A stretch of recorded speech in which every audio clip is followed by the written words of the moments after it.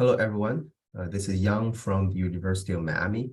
So today in this poster, I'm going to present to you about our study on examining the vertical heterogeneity of aerosols over the SGP.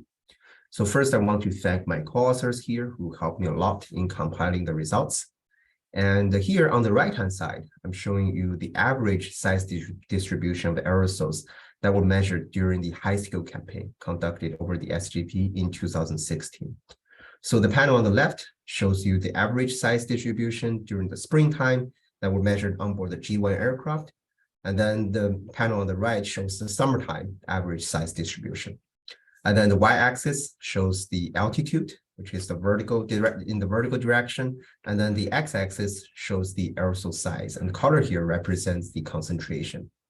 So first, by directly looking at these size distributions, you can see that there's actually a strong vertical heterogeneity of aerosols over the SGP, which hints that what we measure on the surface might not be very correlated with what we measure in the cloud level or what is the actual situation in the cloud level. And also by looking at these sizes, you can see that springtime aerosols have a mode size of around 30 nanometer, while the summertime aerosols have a mode size of around 100 nanometer. So there's also seasonal variability over there. So here I'll first introduce the background of this work. So as we know, both the aerosol direct and indirect effects are affected by this vertical distribution of aerosols, which is further influenced by a range of processes, such as the aerosol dynamics, long-range transport, and entrainment.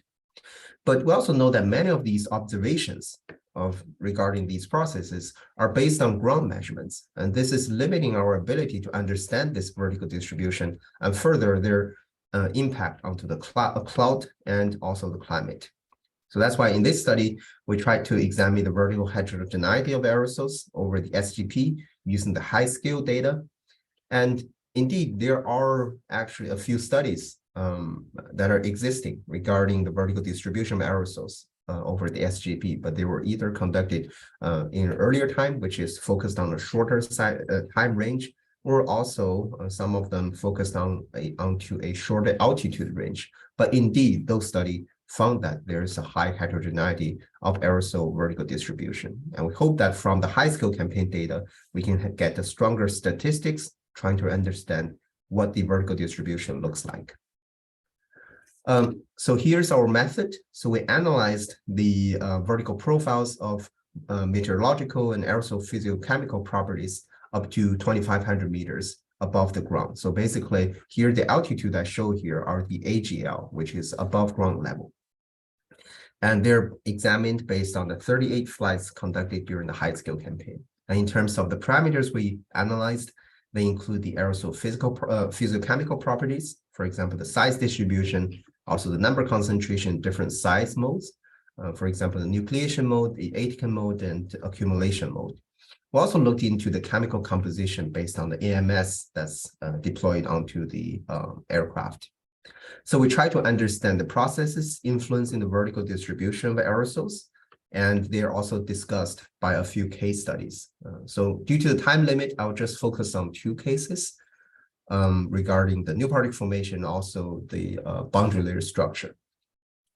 So here, this is an overall plot regarding the aerosol concentration in different size modes. So in the first panel here, this shows the total aerosol concentration, which have sizes above 10 nanometer. And the second panel shows you the nucleation mode aerosols in the size range between 10 and 20 nanometer, the Aitken mode aerosols in the size range between 20 and 100 nanometers, and the accumulation mode aerosols above 100 nanometers. So as you can see from the total concentration, and further, the color here represents different seasons. So the blue color represents the LP1, which is conducted during the springtime, and then the red color here represents the summertime, which is the LP2. So by directly looking at the total concentration, you can see that both seasons, or the concentrations in both seasons, are actually quite similar. And then if we further break down the concentration into different size modes, you can see that the springtime has a much higher nucleation mode aerosols, which is influenced by the stronger new particle formation during that time. And the aquamode aerosol concentrations are similar, although you can see that in the springtime, there's a higher concentration of aquamode aerosols in the free troposphere in the higher altitude, which is likely due to the long-range transport events. And in terms of the accumulation mode aerosols, the concentration in the summertime is much higher compared to the springtime, which is likely due to the growth by the condensable vapors. So here are a few case studies. So first, we want to focus on the new particle formation because, as we know, new particle formation is a process that can generate a high concentration of aerosols in a localized scale or localized area. And if there is insufficient mixing of the air in the boundary layer or in the atmosphere, then you can see this very strong non-uniform distribution of the aerosols. Here, by looking at all the 38 research flights that were conducted during the high scale, we found that 8 of them observed new particle formation at the surface, which is more common, and the ground measurement can capture that. But also saw that there are 7 new particle formation events in the upper boundary layer, which are normally in the range between 500 meters to 2,000 meters. And also we saw 2 events that observed the new particle formation in the lower free troposphere. So here I'm giving you a case study that the high scale captured in May on May 14th, 2016. And you can see that on this day, there is a strong localized new particle formation in the altitude range between 600 meter and 1,000 meter.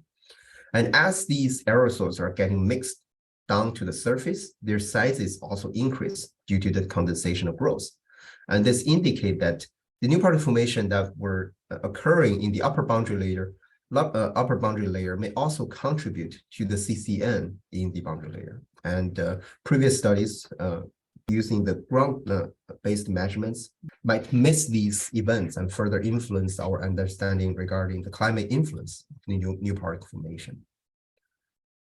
So the next case study is regarding how the atmospheric stability affected vertical distribution of aerosols.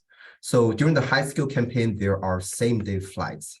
Basically, there are 2 flights conducted onto the same day to examine the temporal variation of the aerosols. So here, this is a case study on September 4th, 2016, and 1 flight is conducted during the early morning, and the other flight in the late afternoon. So you can see that in the early morning, due to the temperature inversion, you can see that the concentration of aerosols is very high in the lower boundary layer, right? So it's just trapped at the surface. And as the boundary layers start to expand, and then as the temperature inversions start to get broken, and you can see that these aerosols can transfer to the higher altitude. But still, the aerosol property in the lower boundary layer is quite different from what we saw in the cloud level. So which indicates that even though there is a mixing due to the change of the boundary layer structure, what we see from the surface might still be quite different from what is really happening in the cloud level. So as a summary, we analyzed the vertical distribution of the aerosols, and we saw that basically aerosols at the cloud level over the SGP may not be strongly related to the aerosols monitored at the surface. And overall, this vertical heterogeneity of aerosols over the SGP is influenced by a lot of processes, and we're still trying to understand them. For example, in terms of the aerosol dynamics, there can be new particle formation, aerosol growth, and cloud processing. And the transport processes might also affect these vertical distribution. For example, if there is long-range transport, right, we can also bring aerosols into the free troposphere. And the entrainment and the convective vertical transport might also influence the vertical distribution of the aerosols. And we're currently working on this project to further develop it into a manuscript. And this project is supported by the DOE ASR program. Thank you all for your attention, and feel free to let me know if you have further questions.